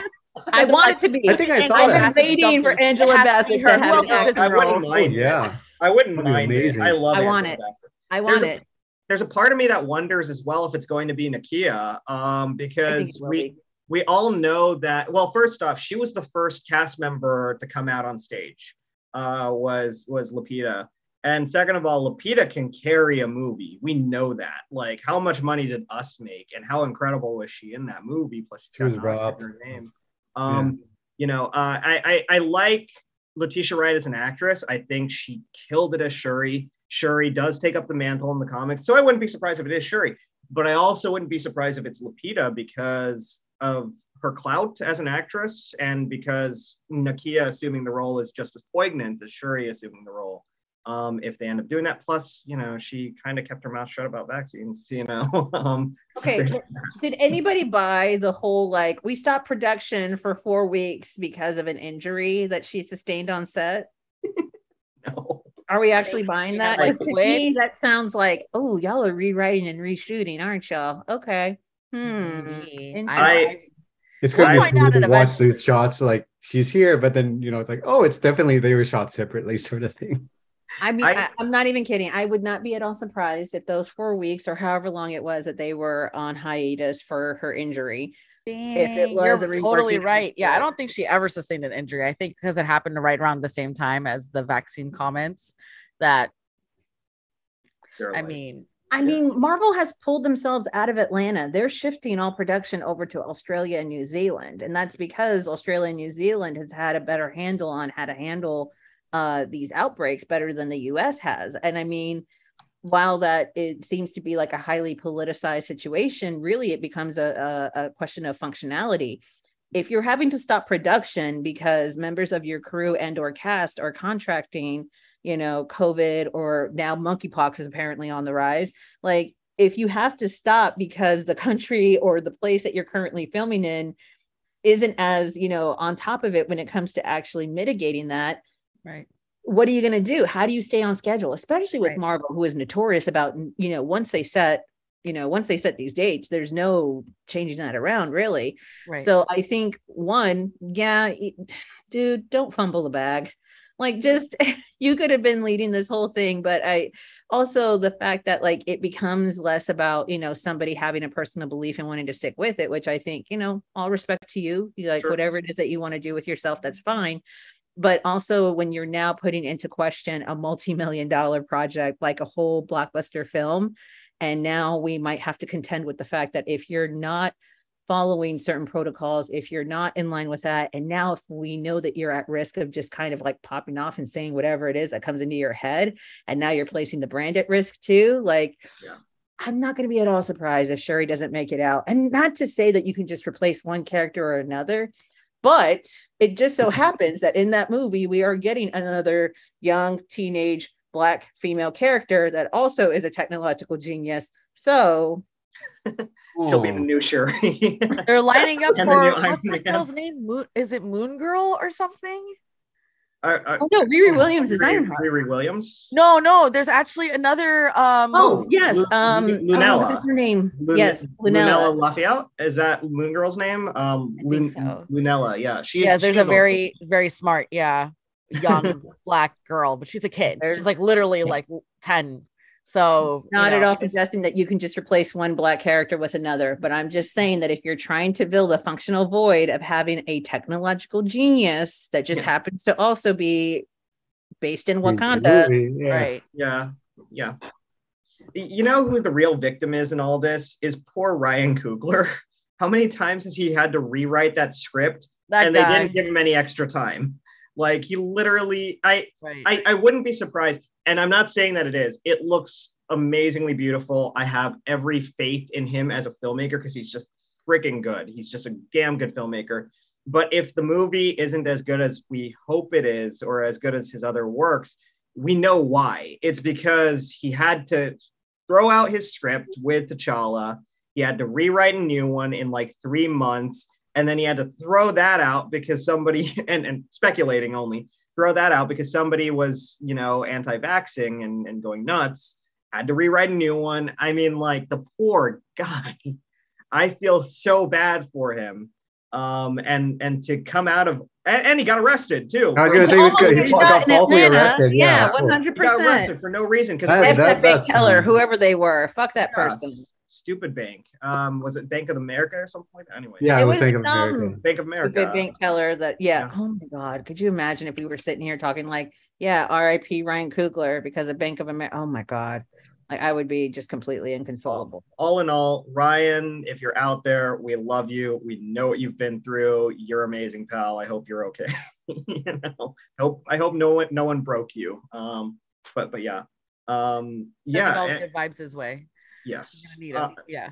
But yes, I think it's very possible that if Shuri is on the way out, there are, for lack of a better term, and not to sound callous, contingencies for that. So I mean, there is. I mean, because it is Nakia, Ramonda, even Winston Duke and Baku is still also an option. Yeah. And not to mention, I don't think they would give it to a brand new character. But it's just there's a lot of powerful people in Wakanda, and if you decided Michaela Cole is there, I feel like that's also just kind of flying under the radar, like how amazing she's gonna be in that movie. But there's a lot of possibilities that this could go into, and I'm ultimately excited about it, but also But we also I'm prepared. I'm not prepared for the sobbing. I'm just gonna be doing what's it called, the Midnight something, the other set of warriors, they wear blue. That's what I'm talking about. From where? In Wakanda Forever. Oh, you mean the Atlanteans? Is it the Atlanteans? I thought it was the. They're called something else now. What's it called? They're literally called Midnight. Touch. I had to look this up. What are they called? Yeah, but it's not Atlantis because I think Aquaman kind of like stole that. Yeah, they took it over basically. Yeah. Okay. Midnight Angels. Midnight Angels? That's new. Yeah, they're wearing blue. Here, I'll put the link in the chat. Oh, okay. So you guys can see what I'm looking at. Yeah, the kingdom is hopefully called links Paladin. are allowed. So I just put it, because Marvel was teasing this as well. They're like, might finally bring legitimately a queer love story to the MCU. So I tweeted about this, and it's very interesting that like Marvel was sharing this particular art around Pride. And it was, I don't know again why they did, but now seeing the Wakanda Forever trailer, I now see like why they were doing that. But they had this gorgeous queer art, and it was Miss Marvel in the background, and she's like in love with these two beautiful, like I think they look like the Dora Milaje though, not the Midnight Angels. But I'll show you. But I think maybe it was kind of a hint to this. That is amazing. I never even caught that, Jasmine. That's awesome. I just because it's Miss Marvel. Like I told you, they just love to like thread things around. That's why there's like this podcast happening. And there's a podcast that was mentioned in Ant-Man, and watching Ant-Man, we're gonna see him looking up Miss Marvel's video. Podcast baby production. They need to release those. Come on. They do. They're going to for Quantumania. They have to, right? Like 12 episodes of Paul Rudd just like talking about whether or not he can enter Thanos' ass or something like that. I mean, like, come on. That would be amazing. Well, you can, but do you want to, sir? Yes. Did you guys ever see the Disney cruise ship video where he does talk about that? Yeah, I mean, yeah.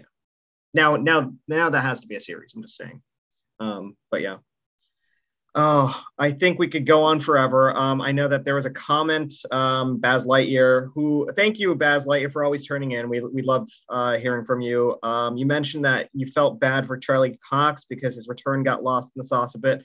A little bit. I'll say that because of the Phase 6 announcements, the Avengers announcements, and the announcement of course, the multiverse saga. But I'll tell you this, Baz, just coming out of Comic-Con and hearing the chatter online, Daredevil Born Again is literally one of the biggest wins that people were just buzzing about this entire this past weekend. I think everyone's super excited that this show's coming back. So many fans out there, even the people that don't love the MCU that much, the naysayers, they were buzzing about Daredevil because of how much they love Daredevil. So I think Charlie Cox is going to be okay, sir. Don't worry about that. The sauce is still hot. So yeah, I mean, that's going to be awesome too. We are really over time, I know, but I had a blast talking about it. I know that it's kind of late there for you, Jasmin, as well. Oh dear God. Yeah. I think, wait. No. Oh, I'm wait. in LA. Oh, I'm sorry about great. that. No, that was Never mind then. Wait, We let could me do this show all you. day. Let me show you what I was talking about. Here's a link. I don't know if you guys can put it on screen or if you want to. Yeah. It's a link to the tweets. Check that out. Is this in the chat? It's in the Twitch chat. Oh, Got it. All I see are asterisks. What's happening? Why can't I get to it? Oh, can you not see the? No, all I'm seeing are 3 asterisks. Oh, I think maybe the links are blocked here. I'm going to put it in the Zoom chat. How about that? Sure. Okay. All right. And this was by the Play Avengers, the Marvel Avengers game Twitter. Oh, nice. Okay. But they look like they're wearing the Midnight Angels outfits. Yes. So I think this is the queer love story they were discussing. But remember, like, there's Miss Marvel is also there. And that's what really stuck out to me, obviously. Because I love Miss Marvel. But she's in like all 3 of these covers, these variant covers. I think it's pretty dope. I'm dying at the second one. This is I like the second one. It looks so anime. I know. Isn't it the cutest? The colors are gorgeous. Like, I want this on my wall. Like the colors on that third cover are just really awesome. Yeah, it really is gorgeous. Thanks for sharing this. Yeah, thank you. Yeah, for sure. But I just thought that was really interesting because we got that all the way in like July 1st. Yeah. And they probably was released earlier, but now we're getting Wakanda Forever features these girls and this queer love story. So I was like, I was tying it again. This came from the Avengers Twitter, the Play Avengers game Twitter. Yeah. So not Marvel official. It could very much tie into some of the Ms. Marvel stuff. If Ms. Marvel's sort of kind of connected to the Midnight Angels. Plus, if she's a mutant and Namor's a mutant, there you go. Maybe she'll be in Wakanda forever and I will literally faint. Like, I would literally Wouldn't it be awesome if that's where Carol Danvers was, and then when they got transported, she gets transported to Wakanda? That's exactly what I was just thinking right now. Yeah. Can you imagine? Save this podcast so if it happens, we're calling it now, right here, folks. We're calling it now. That's the end credit scene. Is it has to. It has to now. Done. It's happening. Done. I've accepted it. Shuri's going to be in her lab. Carol lands. They do this test, and then all of a sudden, Carol disappears, and this kid's in her place, and that's how it ends. It leads into the Marvels. I'd be okay with that. I would. But yeah. All right. Any other huge announcements that you guys were super excited about that we want to cover before we wrap? I mean,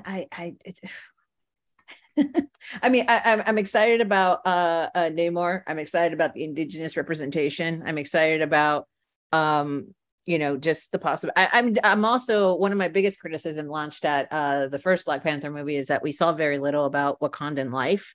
And I put this on Twitter and I shouldn't have. I was like, I really wanted to know what a Wakandan funeral is going to be like. And now I feel like I willed it into existence. And I was like, no, not like this. Oh my God. This is not how I wanted to see it. Feige, yeah. Yeah, Toni did it. She manifested it. That's her right there, officer. Kevin's just like checking Twitter and he's like, man, this girl is dark. Let's put it in the movie, He reads Twitter a lot. He must read Letterboxd too if he got Iman Benali to be Miss Marvel. Yeah, there you go. I am excited though to see more aspects about Wakandan culture, and especially knowing that the ancestral plane is so important to the Black Panther character. like I was curious, like how are these what does that funeral rite look like? And the fact that we have to like now do this not just for the character but also Chad, and also the fact that like in the midst of all of us like being completely totally emotionally wrecked, we're so excited. Like TikTok is already coordinating like what we're going to be wearing when like we've already decided like like the appropriate. I don't know what. Well, folks want to be wearing white, and then of course it's like if you're from a respective different community other than the Black community, then like for example if you're Hispanic, Latino, then you would go ahead and like integrate colors from like Namor, so like blues and greens and things like that. So I mean, like there's already discourse happening around it. The Black Panther fandom is definitely in full swing. So I mean, I know we just talked about some very sad and heavy things, but ultimately, like, I'm so pumped. I'm so excited, guys. It's really nice to have these kind of movies be more than just like popcorn entertainment, and that it can be like something that's like really emotionally moving and affecting. I think that's the thing about the MCU that I just, it's always spoken to me, and it's always, not just because I'm a comic book fan, but it's easy enough. Any idiot can put together a comic book movie, and it could be the worst thing in the world, Morbius. But I mean, like with the MCU, it's more than just a Transformers blockbuster, and I think people that write it off as such aren't giving it the credit that's due. When Ryan Coogler puts together a movie, he puts thought and emotion and heart into it, and he puts his soul into it as well. And I think it came off on screen in the first Black Panther movie enough to lead it to a Best Picture nomination. The first comic book movie really to be nominated for Best Picture too. Or superhero movie, I should say, maybe not comic book movie, because something might be adapted from a comic book that I don't know. But anyway, that being said, it looks like he's done it again with Wakanda Forever, and on an even deeper level because of that connection with Chad. So I think suffice it to say, we are all really, really genuinely excited for this as the conclusion of Phase 4 and just, as the next chapter in this really wonderful story of this culture, But yeah. All right, guys. I think that'll wrap us up. But I want to say thank you so much for always tuning in, and thank you to you guys for joining us and being panelists and talking about this very excitedly. I know that we are probably going to have more chances to talk about these things in the future, especially given how much they've laid out on the table for us. But before we wrap up, we want to know where everyone wants to know where they can find you. Mike Lee, I'll start with you. You can find me at I am Michael J. Lee, and I write for the Nerds Color, That's It LA, and We Live Entertainment. Awesome. Jasmin, how about you? You can find me as Jasmin Joestar on all social media, and I am more than happy to talk about Miss Marvel or Marvel anytime. So swing by. Toni? What Jasmin said, but you can find me at the Toni Sanchez, Toni with an I, Sanchez with a Z. Awesome. And I'm Mike Manalo once more at HeidiBullBoy182 on Twitter and Instagram. You can definitely talk to me day and night about Marvel stuff. You'll get very frustrated very fast. I apologize for that in advance. But overall, if you don't want to talk and you just want to read or hear me out, then I'm also on the Nerds of Color, What to Watch, and That's It LA.